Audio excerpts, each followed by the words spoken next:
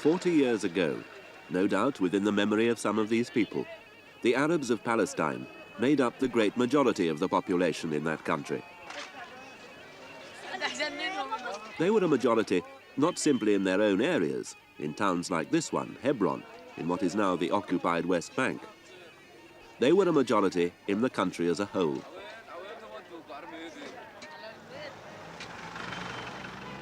Successive waves of Jewish immigration were to change this fact. In the area which was Palestine, and which is now either Israel or occupied by Israel, there are now more Jews than Arabs. The old Arab nightmare has become a reality. They are now a minority in what was their own land. The 1930s saw one of the largest waves of immigration into Palestine. Jews fleeing from Adolf Hitler and from rising anti-Semitism elsewhere in Europe poured into the country. Indeed, in the first 3 years after Hitler's rise to power, the Jewish population of Palestine actually doubled itself. In 1935 alone, 62,000 Jews arrived. On whatever basis the 500,000 or so Palestinian Arabs made their calculations, it seemed obvious to them that they would be outnumbered. And in a frighteningly short time. The British did nothing to stop these Jews arriving. It seemed to the Arabs that they must take things into their own hands. And this is exactly what they did. In April 1936, 2 Jews were murdered. This was a sadly familiar beginning. It was followed in turn and predictably by the murder of 2 Arabs. Then came the riots and demonstrations. It was the usual pattern. But soon a difference did reveal itself. The Arab leadership was more united than it had been, and more effectively organized. It planned a general strike and brought much of Palestine to a standstill. And it was quite an extraordinary strike. It was a nationwide strike. It affected every sector of activity, and it involved hundreds of thousands of people. It lasted, in effect, about 6 months. But very, very early on, after the first or second month, there was a parallel movement in the countryside, what you might call a spontaneous peasant rebellion, led by the new intelligentsia, that took matters into their own hands. And this was demonstrated in armed groups appearing in the hills and ambushing British military patrols and declaring, in effect, an open rebellion against the British. So that the strike really developed into an open rebellion. Open rebellion against the British. This was the major change of direction. Jews were still attacked, Jewish crops and property still threatened. But for the first time, the Arabs had taken up arms against the British, the sponsors of Zionism, against the mandate itself with its idea of a Jewish national home. The anger of the Arab bands which roamed the countryside was directed against the British government, against British property. British soldiers were ambushed and attacked.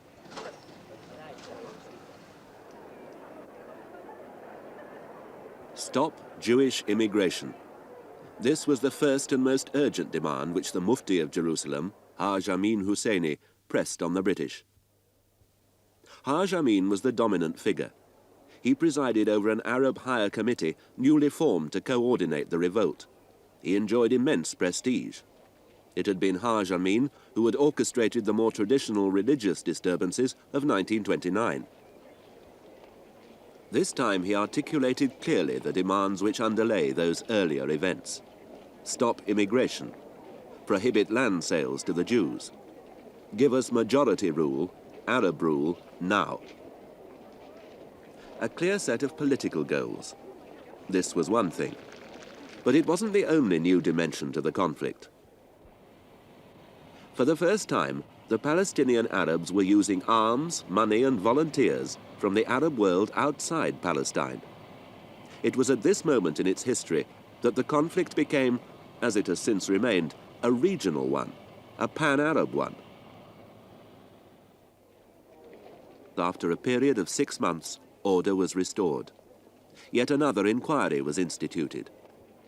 This time, a full-blown royal commission arrived in the country.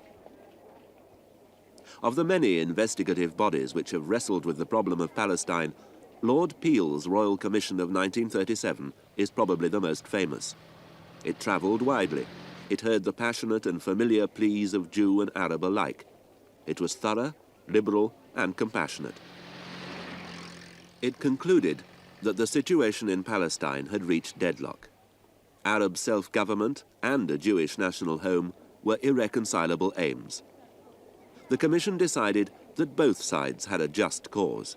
It was a conflict of right with right. But as things stood, the British mandate for Palestine was unworkable. A new idea was needed. Partition was the bold new idea which the Peel Commission advocated. One state for the 250,000 Jews, with nearly as many Arabs in its boundaries, and one state for the Arabs. British interests were not abandoned completely. A British-controlled corridor from Jaffa to Jerusalem.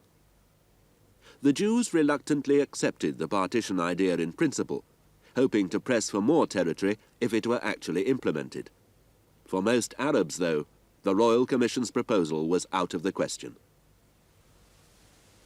The importance of Peel was that for the first time, the British were saying the Jewish national home equals a Jewish state, which was our nightmare. This was what we had always said. We had always said the Jewish national home means a state.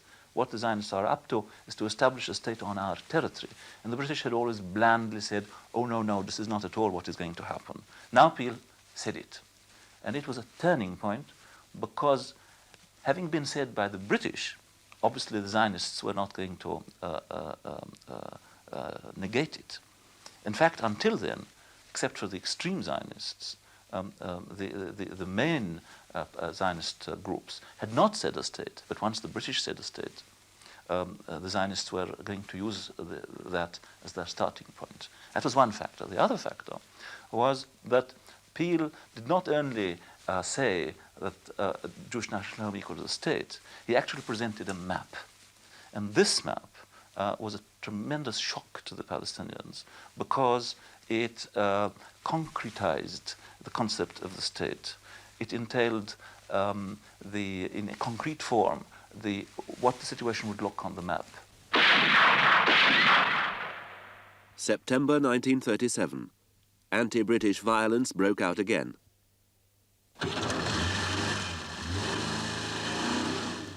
This time, the British authorities retaliated with all the force at their command. In the years before the Second World War, Palestine was to stay in the news, to become Britain's major overseas commitment. By autumn 1938, there were over 20,000 troops in the country.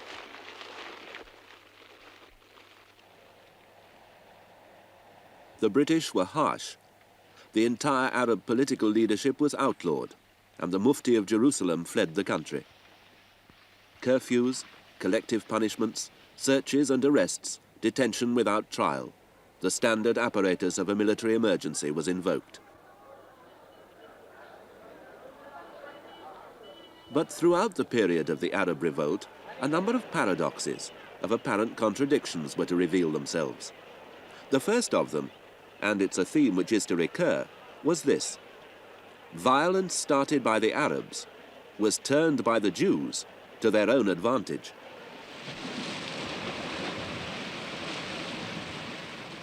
While, for example, the port of Jaffa lay idle during the strike, the Jews improvised their own port at nearby Tel Aviv. In a number of other spheres, Jewish workers replaced Arab ones. Jewish food production was increased, and the markets for Jewish products were enlarged. Again, while the British were preoccupied with the Arabs, the Jews, with partition in the air, turned their attention to their most vital concern, extending the area of Jewish settlement. The more land that was settled, the more powerful Jewish claims would be. This was the guiding principle of those secret and speedy operations, the lightning prefabricated settlements of the Tower and Stockade movement. What happened is we built, it was like a Lego or a Meccano on the same system. We built pieces of the stockade, pieces of the huts, pieces of the fence, the tower, and on top of the tower we built pieces which were a defense against any shots coming from the outside. We rehearsed the whole process, and everyone knew his part. On the appointed day, we went out at dawn or even before dawn, everything loaded on tractors, platforms, wagons, cars, and everything. Everything going according to plan, as you might say in military fashion. The wall was made of wood, about 25 centimeters apart, and filled with buckets, filled with small stones who will stop the bullets in going in.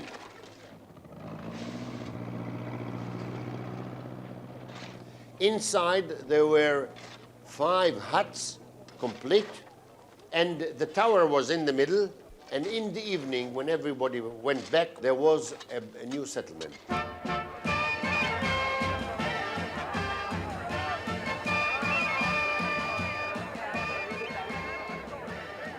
In this way, in 1938, the Jews built 38 new settlements, and did so, furthermore, with the assistance of their own British-approved police force, the Jewish Supernumerary Police.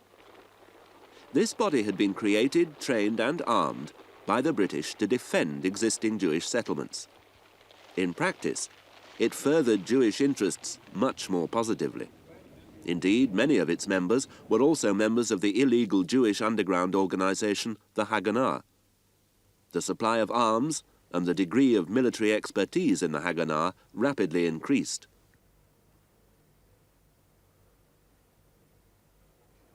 With deep bitterness, the Arabs observed Jews and British soldiers working together to maintain order. The British commitment to Zionism could not have been more overt, more offensively visible.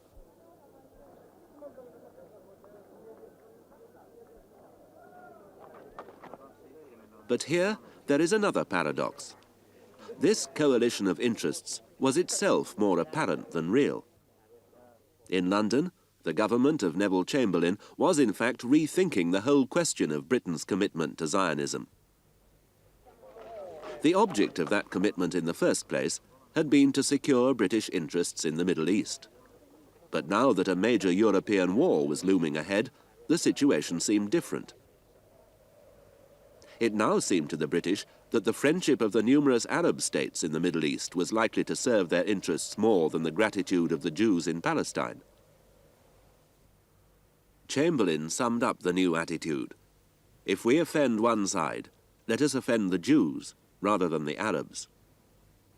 A major change of policy, to be categorized by the Jews as appeasement, was in the air. But again, in Palestine itself, and certainly to the Arabs, appearances were deceptive. The British, throughout this period, between 36 and 39, had smashed the Palestinian organizational structure at both the political and military levels. Thousands were in detention camps. At any one point of time, there were at least 5,000 Arabs in detention camps. Again, the British resorted to massive collective punishment, destruction of villages, shelling of villages, bombing of villages, imposition of collective fines in kind and in cash, quartering of troops in villages and making the villages responsible for their upkeep. And by all these methods were tantamount to the smashing of the political and military structures of the Palestinians. That wasn't appeasement. That's my point. The British wanted to change their policy in Palestine and adopt, in fact, a pro-Arab attitude, giving up the Zionist enterprise.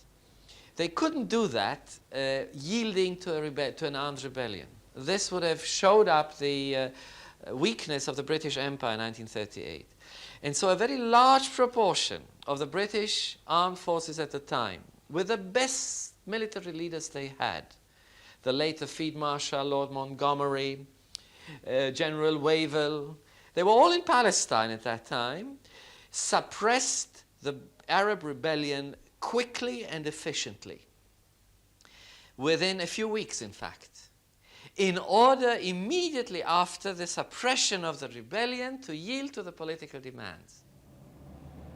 And in early 1939, after the conference held here at St. James's Palace in London, the British were to make their concessions to the Arabs.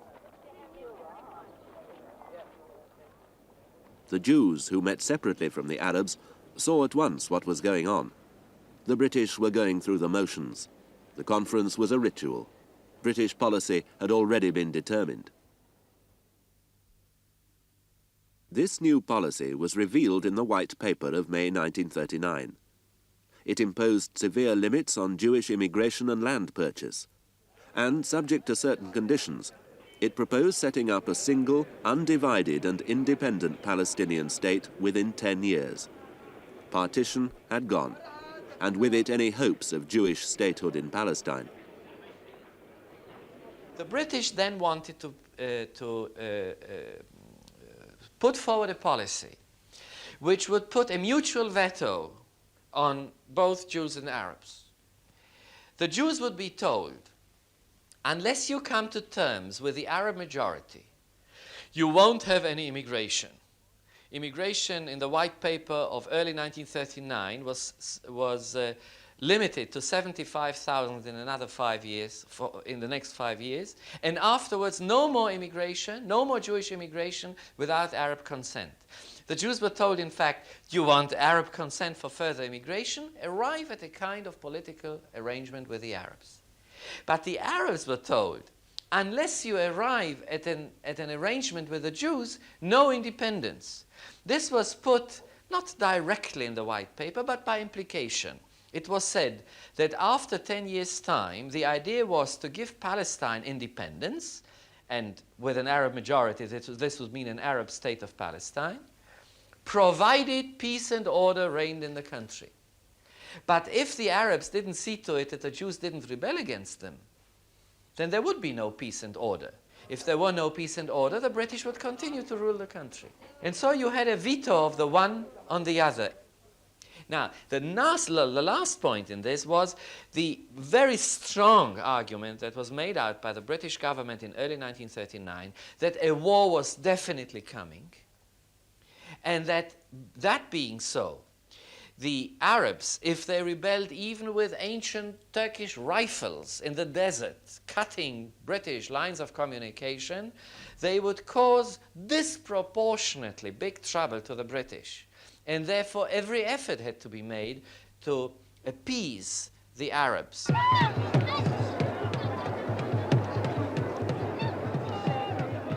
The Palestinian Arabs, under the leadership of the exiled Mufti, rejected the White Paper. It was nowhere near enough. There were too many ifs and buts. It was the Mufti's belief that if he played the right card, he could get what he wanted, and with no strings attached. In the early years of the Second World War, the Mufti of Jerusalem fled to Germany. His flirtation with the Nazis could not have been warmer. Haj Amin Husseini was backing a future winner, he hoped, one who would give the Arabs of Palestine self-determination and could be relied on to deal with the Jews.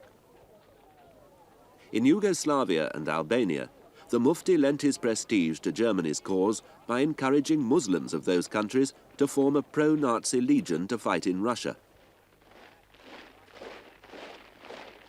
The British White Paper, which had clearly not won over the Mufti, was even more overwhelmingly rejected by the Jews.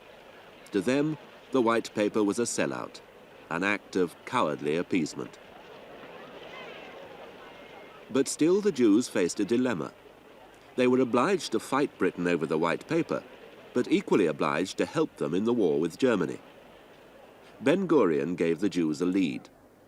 We shall fight the White Paper as if there was no war, and fight the war as if there was no white paper.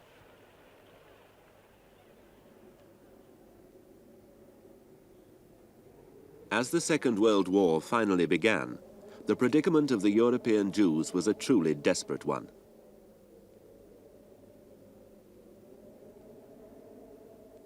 In defiance of the restrictions imposed in the White Paper, the Zionists began the organization of illegal immigration.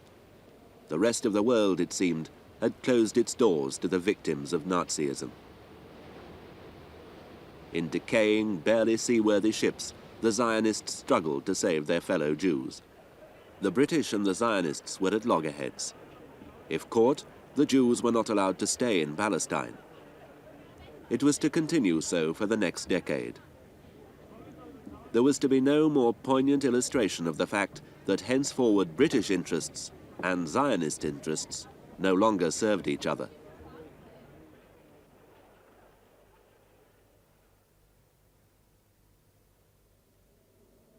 And in Europe, as the war went on, new and horrifying facts, solid evidence of exactly what Hitler was doing to the Jews, was coming to light.